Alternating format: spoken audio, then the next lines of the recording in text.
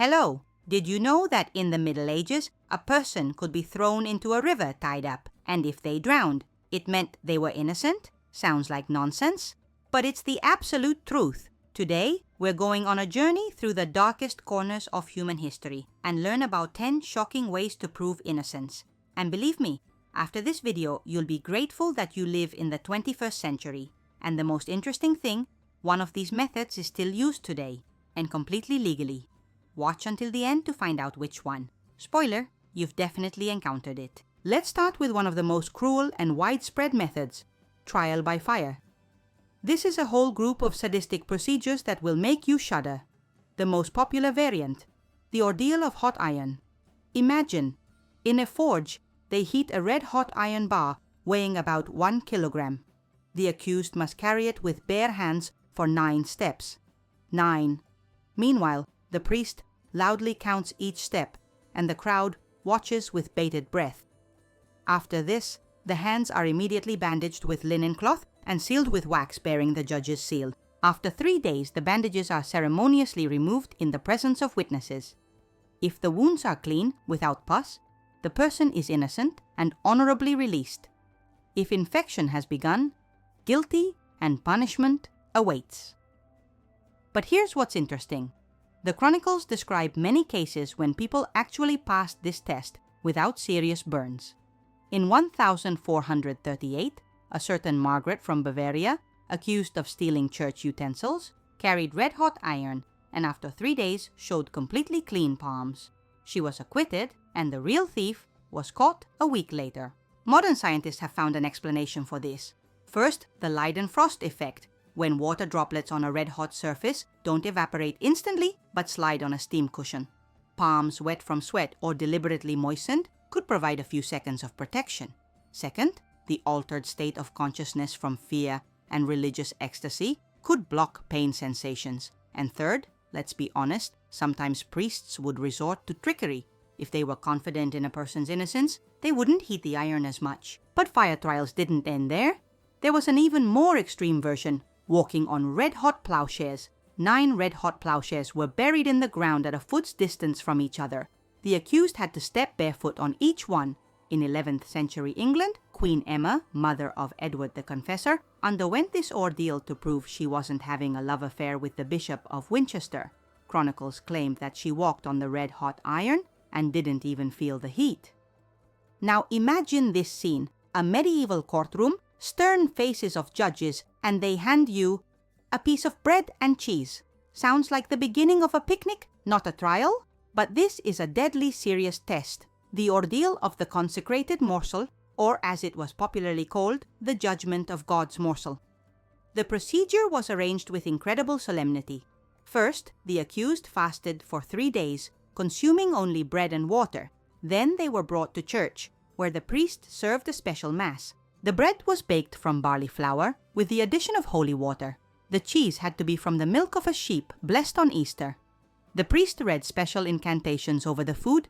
I conjure you, bread and cheese, in the name of the Father, and the Son, and the Holy Spirit, that the throat of the guilty one shall contract, and he will not be able to swallow you. After this, the accused had to eat a piece the size of a goose egg, without water, without stopping, in one go. The psychological background is brilliant in its simplicity. The guilty person's mouth dries up from fear of exposure. This is a natural reaction of the body to stress.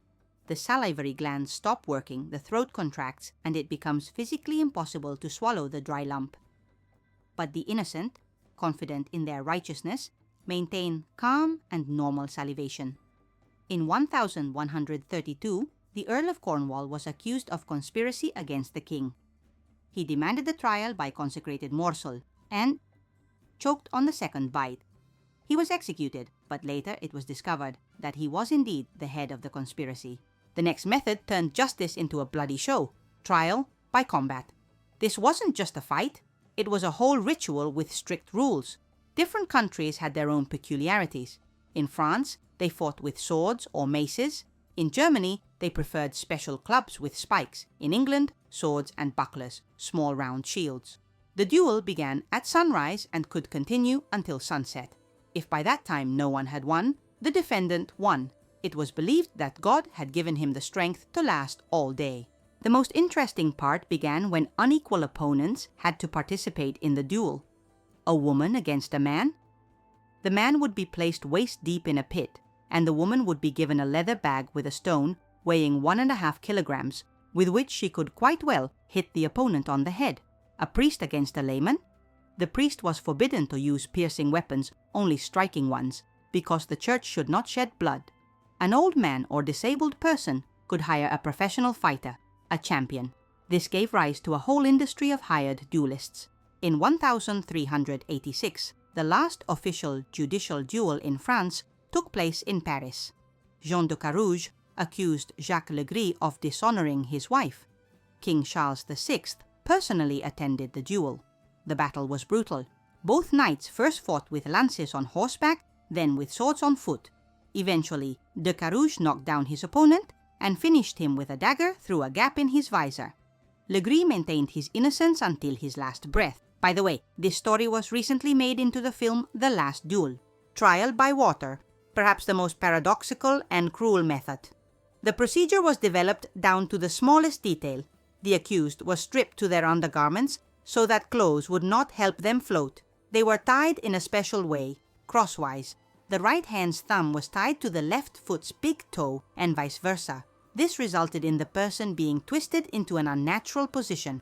A rope was tied to the body with the other end held on shore to pull them out if they started to sink. Before immersion, the priest blessed the water with a special prayer. I conjure you, water, in the name of him who walked on you with his feet. Do not receive the guilty into your embrace, but reject him, as you rejected the wicked in the time of the flood. The logic was ironclad.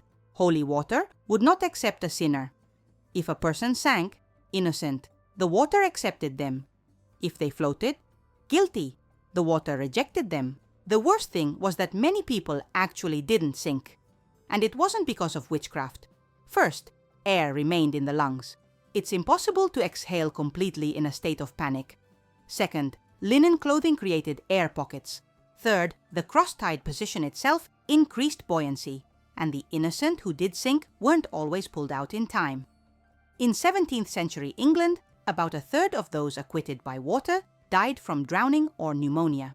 In 1613, Janet Davies was tried in Lancashire on charges of witchcraft. She was thrown into the pond 3 times, and 3 times she floated.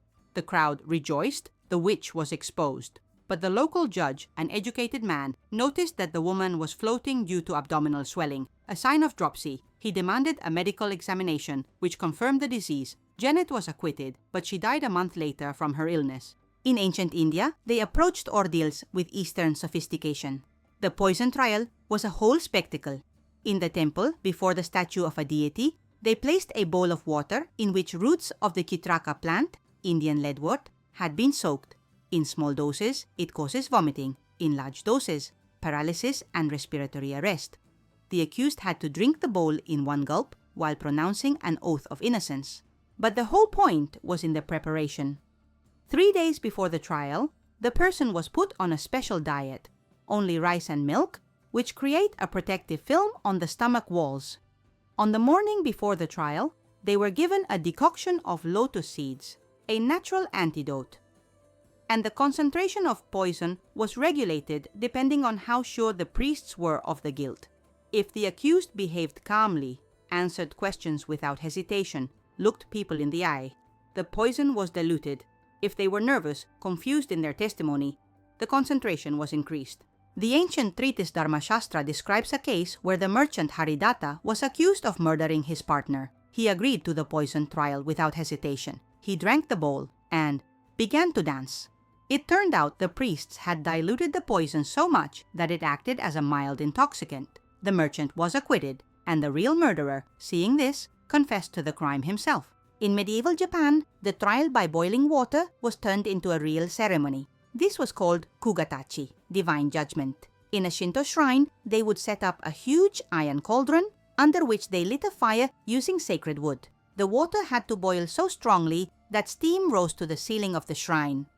3 stones were placed at the bottom of the cauldron: white, innocence; black, guilt; and gray, The case requires additional investigation. But before the trial itself, the accused went through a complex purification ritual, which could last from 3 hours to 3 days. It included ablution in 7 springs, reading sutras, meditation before an altar. During all this time, the priests carefully observed the person. Were their hands trembling? Was their breathing faltering? Was their forehead sweating? Every detail mattered. If the priests concluded that the person was innocent, Japanese ingenuity came into play. A decoction of calamus root was secretly added to the cauldron. It creates a thin protective film on the skin surface. The water temperature was lowered by adding cold water through a hidden pipe. And most importantly, the accused was given a decoction of special herbs to drink, which blocked pain receptors for several minutes. The chronicles of the Ise Shrine record an amazing case. In 1243, the samurai Minamoto Yoshitsune was accused of stealing a sacred relic, a sword allegedly belonging to the first emperor. Yoshitsune not only retrieved the stone from the boiling water, he held his hand in the cauldron for so long that the priests themselves asked him to stop the ordeal. When they examined his hand, there wasn't a single burn on it. The sword was later found. It had been hidden by a jealous servant. The trial by cross appears deceptively simple, but it was a real torture. In the church before the altar, they would draw 2 crosses at the distance of outstretched arms from each other.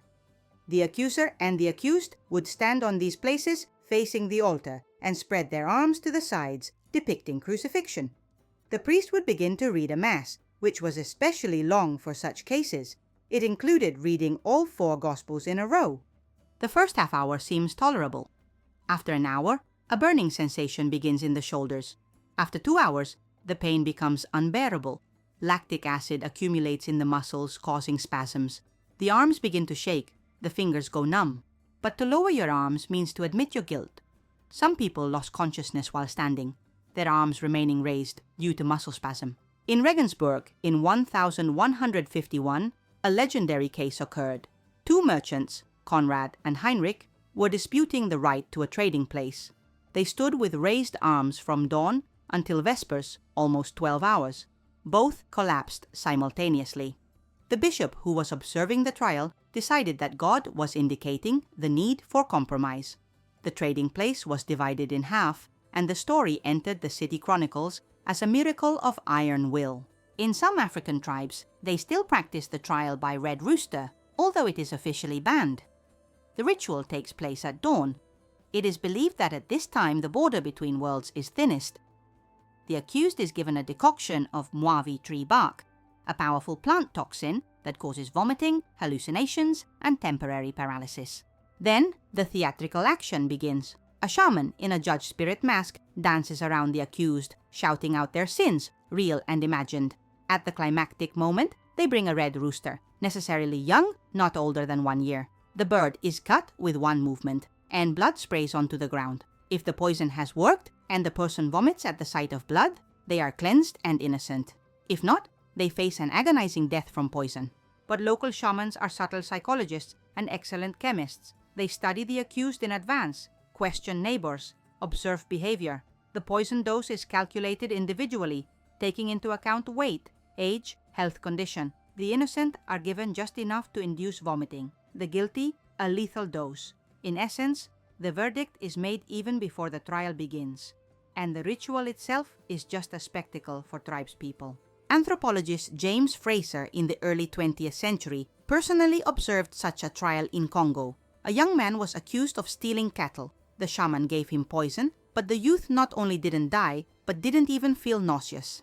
It turned out the shaman was confident in his innocence and gave a brew of harmless herbs instead of poison. The real thief, seeing this miracle, confessed to the theft himself. The trial by tears, perhaps the most psychologically sophisticated method. In a church before a miraculous icon or crucifix, they would place the accused. They had to pray until they cried. Sincere tears of repentance and turning to God. But there's a nuance. One had to cry correctly.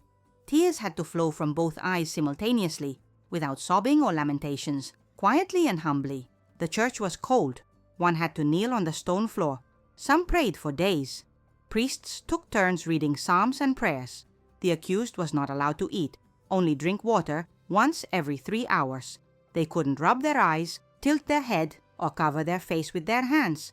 Witnesses monitored every movement. In Prague, in 1421, a young woman named Agnieszka was accused of poisoning her husband. She stood in St. Vitus Cathedral for 4 days and 4 nights. On the 5th morning, when the first rays of sun through the stained glass fell on her face, tears began to flow from her eyes. But the joy was premature. One of the judges noticed that tears were flowing only from her left eye. The right one remained dry. This was considered a sign of falsehood. Only a year later, when they caught the real murderer, the husband's brother, it was discovered that Agnieszka had a damaged tear duct in her right eye from birth. And finally, we've come to the 10th method, the only one that has survived to our days, the polygraph or lie detector. Its history began in ancient China. The suspect was given a handful of dry rice to put in their mouth. If after questioning the rice remained dry, the person was lying. The principle is the same as in the trial by consecrated morsel. Stress causes dry mouth. In 1895, Italian criminologist Cesare Lombroso began measuring pressure and pulse of suspects during interrogation. In 1921, American John Larson created the first real polygraph, which simultaneously recorded pressure, pulse, and breathing. Modern polygraphs measure up to 7 parameters: heart rate, pressure, breathing rate, electrical skin resistance, temperature, eye movement, and even voice micro-vibrations. But here's the paradox. The accuracy of the polygraph ranges from 60 to 90%, depending on the operator's qualification and the subject's condition. Pathological liars and psychopaths easily deceive the detector. They simply have no physiological reaction to lying, and honest but nervous people can show signs of lying just by being anxious about the procedure itself. It turns out we're using a method not much more reliable than the medieval trial by water. In 2003, in the USA, a demonstrative case occurred. Gary Ridgway, a serial killer known as the Green River Killer, successfully passed the polygraph test twice. The operators concluded that he was telling the truth when denying his involvement in the murders. Only DNA analysis 20 years later proved his guilt in the murder of 48 women. And how many innocent people has the polygraph declared liars? Well, friends, our journey through the dark pages of justice history has come to an end. We've seen 10 ways our ancestors tried to distinguish truth from lies, from red-hot iron to the modern polygraph. And you know what's most sad? In 1,000 years, we still haven't learned to unerringly determine who is guilty and who is not. We've just replaced boiling water with wires and prayers with operator questions. Each of these methods is based on one principle, the belief that the body will reveal the truth. Medieval people believed that God would protect the innocent from burns. We believe that a machine will catch a lie by an increased pulse. But the human psyche is more complex than any test. Fear can make the innocent look guilty, while composure can help a criminal avoid punishment. So, which of these methods seemed the wildest to you? The trial by fire, where people were forced to grab red-hot iron? Or perhaps the trial by water with its perverted logic? If you drowned, you were innocent? Write in the comments which method shocked you the most. And tell us, would you agree to take a polygraph test, knowing that its accuracy is far from perfect? If you've watched this video to the end, you're a real history researcher. Hit like if you learned something new.